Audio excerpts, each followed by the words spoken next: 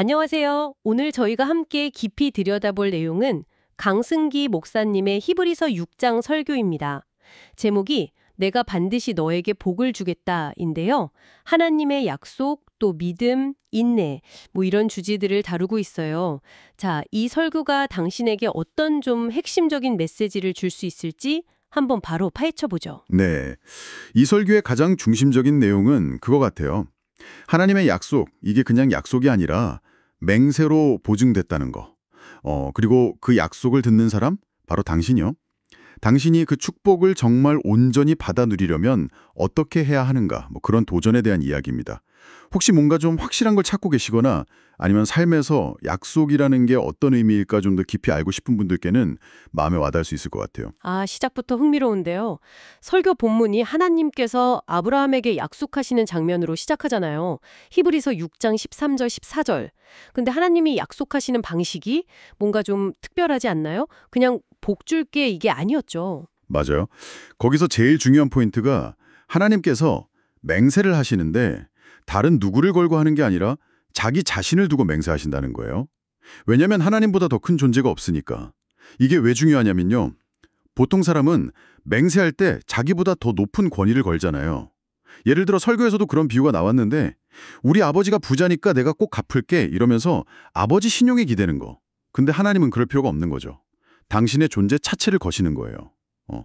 히브리서 6장 16절에서는 이걸 뭐라고 표현하냐면 모든 논쟁을 끝내는 최후 확정이다. 이렇게 말해요. 와, 최후 확정. 이 단어 되게 강력한데요.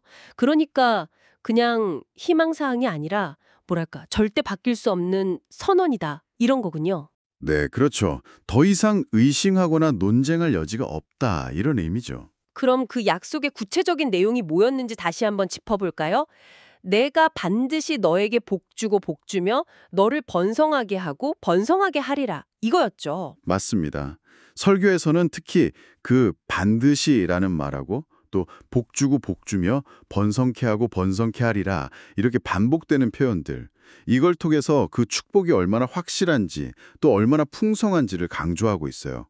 그리고 더 중요한 건 이 약속에 나오는 너 있잖아요.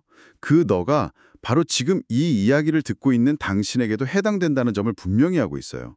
당신이 바로 이 맹세로 보증된 축복의 대상이다 이 말이죠. 그렇군요. 하나님이 자신을 걸고 맹세까지 하신 그런 절대적인 약속이라는 건 알겠어요. 그런데 여기서 약간 반전이 있는 것 같아요. 설교에서는 왜 그렇게 믿음을 강조하는 걸까요? 약속이 이렇게나 확실하다면 왜 우리의 믿음이 약하다, 믿음이 문제가 이런 얘기가 계속 나오는 거죠. 그게 좀 궁금했어요. 네, 그거 아주 중요한 질문이에요. 강승기 목사님은 몇 가지 이유를 들더라고요. 첫째는 근본적으로 하나님은 영이시잖아요. 우리 눈에는 보이지 않는다는 거죠. 보이지 않는 대상을 믿는다는 거 자체가 사실 우리한테 도전이에요. 눈앞에 있는 컵은 그냥 보면 알지만 하나님은 믿음이라는 특별한 행위가 필요한 거죠. 그렇죠. 보이지 않으니까. 네. 그리고 둘째는 설교에서 진짜 믿음이랑 그냥 형식적인 신앙 행위를 좀 구분해야 한다고 지적해요. 가인과 아벨 제사 얘기를 예로 들면서요. 중요한 건 그냥 예배드린다는 행위 자체가 아니라 어떤 마음과 믿음으로 드리느냐는 거죠. 아벨은 믿음으로 드렸기 때문에 하나님이 받으셨다. 이런 이야기입니다. 잠깐 찾는 보험처럼 생각하거나 그런 걸 말하는 거군요. 정확해요. 설교에서 제일 좀 날카롭게 지적하는 부분이 바로 그거예요. 네가 문제라. 네가 이 약속을 안 믿어. 네가 이 맹세를 안 믿어. 이렇게 좀 직설적으로 얘기하죠. 하나님 쪽에서는 모든 보증을 다 끝내셨는데 문제는 우리, 즉 당신이 이 최후 확정된 약속을 온전히 믿고 받아들이지 못하는 데 있다는 거예요. 이 믿음의 부족이 약속된 축복을 현실에서 경험하지 못하게 딱 가로막고 있다는 거죠. 그래서 믿음이 없으면 성경에 약속된 것들 있잖아요. 십자가의 능력이라든지 부활 생명, 성령의 역사 같은 것들. 이런 게 내 안에 있다고 해도 그게 그냥 희미하게 느껴질 뿐이다. 이런 표현을 쓰더라고요. 그 비유가 확 와닿네요. 마치 당첨이 100% 보장된 복권을 손에 쥐고 있으면서도 에이 설마 이게 진짜겠어 하면서 현금으로 안 바꾸고 있는 거랑 비슷한 느낌. 네. 딱 그런 느낌이에요. 그래서 설교에서는 진정한 믿음이라는 건 그냥 마음속으로 동의하는 정도가 아니라 현실이 어떻든 간에 하나님의 약속을 적극적으로 딱 붙잡고 내 것으로 만드는 행위라고 강조합니다. 믿음이야말로 하나님의 그 강력한 약속과 능력을 지금 바로 나의 삶 속으로 끌어오는 통로다 이렇게 보는 거죠. 그래서 계속 하나님을 믿으세요. 정말 하나님을 신실하게 믿어야 돼. 이렇게 호소하는 거고요. 자, 그럼 이 믿음의 여정에서 좀 본보기가 될 만한 사람은 없었나요? 아브라함은 어땠어요? 성경에서도 히브리서 6장 15절 보면 그가 오래 참아 약속을 받았느니라 이렇게 되어 있잖아요. 네, 맞아요. 아브라함 이야기가 바로 그 인내의 중요성을 보여주는 핵심 예시죠. 강승기 목사님은 아브라함이 너는 복의 근원이 될 거다, 내 씨로 큰 민족을 이룰 거다 같은 하나님의 그 약속들을 계속 붙들었다고 설명해요. 근데 현실은 어땠어요? 아들은 100살 다 돼서 겨우 얻고 민족은커녕 가나안 땅에서 계속 나그네처럼 살았잖아요. 그렇죠.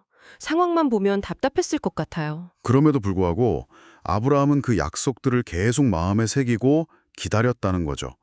여기서 중요한 건 설교가 이 오래 참음을 그냥 수동적인 기다림으로 보지 않는다는 거예요.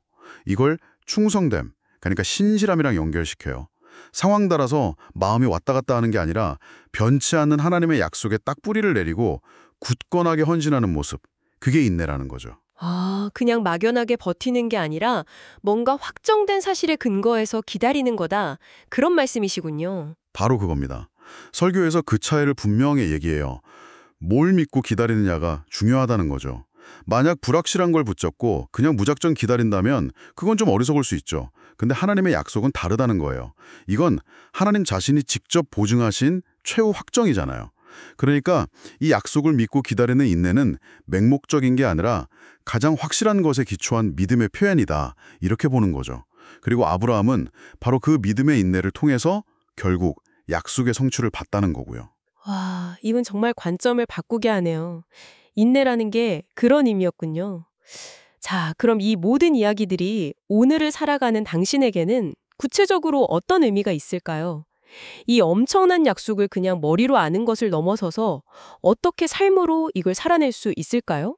설교에서 혹시 구체적인 방법 같은 것도 제시됐나요? 절대로 파괴될 수 없는 계약서나 보증서처럼 여기라는 거예요.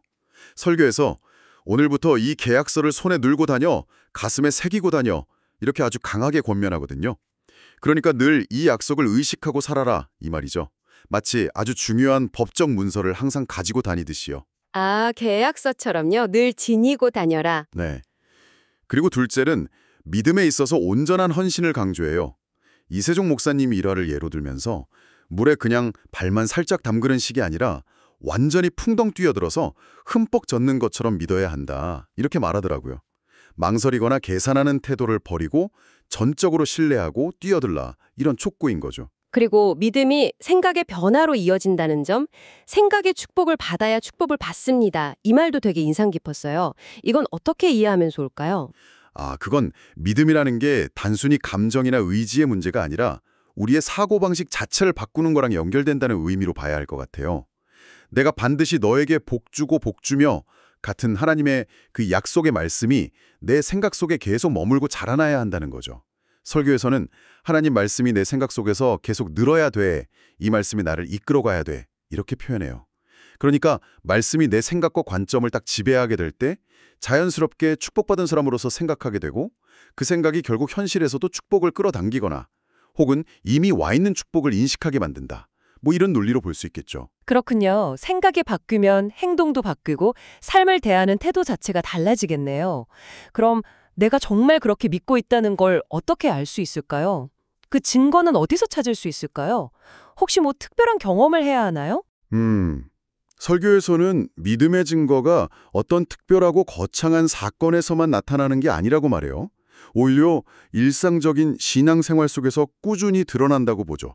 예를 들면 꾸준히 기도하는 모습이라든지 예배에 임하는 진지한 태도, 아니면 다른 사람들에게 자연스럽게 하나님에 대해 이야기하는 모습 같은 것들요. 또 어려움이 닥쳤을 때 쉽게 낙심하거나 흔들리지 않는 모습, 그러니까 설교에서 말하는 견고한 믿음, 흔들리지 않는 믿음, 이것도 아주 중요한 증거라고 봐요. 바람 분다고 그냥 휙 뽑혀나가는 갈대가 아니라 땅속 깊이 뿌리를 내린 나무처럼 하나님의 약속 위에 굳건히 서 있는 모습, 그게 바로 믿음의 증거라는 거죠. 듣고 보니까 이 설교는 결국 나는 누구인가 하는 어떤 정체성에 대한 근본적인 질문을 던지는 것 같아요. 내가 지금 처한 상황이나 내 감정 상태가 아니라 하나님께서 맹세로 너는 복받은 존재야 라고 선언하신 그 말씀. 그 말씀에 근거해서 나 자신을 바라보라는 그런 요구처럼 들리네요. 네, 정확히 보셨어요. 핵심은 바로 그거예요. 나의 정체성을 현재 상황이나 느낌에 두는 게 아니라 하나님의 변하지 않는 선언에 두는 것. 내 인생은 하나님이 맹세로 축복하신 인생이다. 바로 이 믿음으로 좀 당당하게 살아가라는 강력한 메시지인 거죠.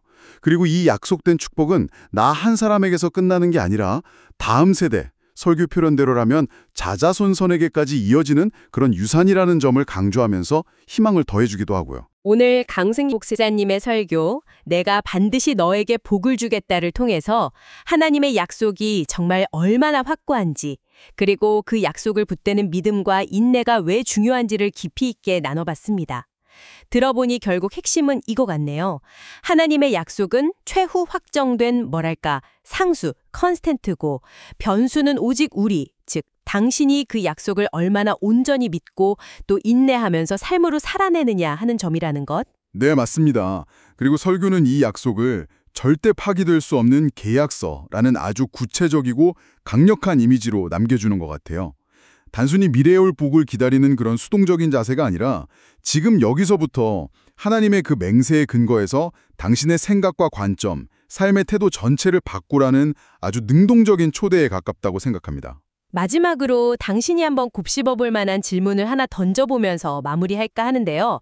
오늘 설교는 하나님께서 자신을 걸고 맹세하신 그 약속 자체의 확실성에 상당히 초점을 맞췄잖아요. 그렇다면 여기서 한 걸음 더 나아가서 그 맹세를 하신 분, 즉 히브리서 6장 18절이 말하는 거짓말을 하실 수 없는 하나님이라는 그분의 성품 자체를 깊이 묵상하는 것이 설교에서도 언급된 영혼의 닷과 같은 우리의 소망을 어떻게 더 단단하고 흔들림 없게 만들어줄 수 있을까요? 이 질문을 한번 마음에 품고 가시면 좋겠다는 생각이 듭니다.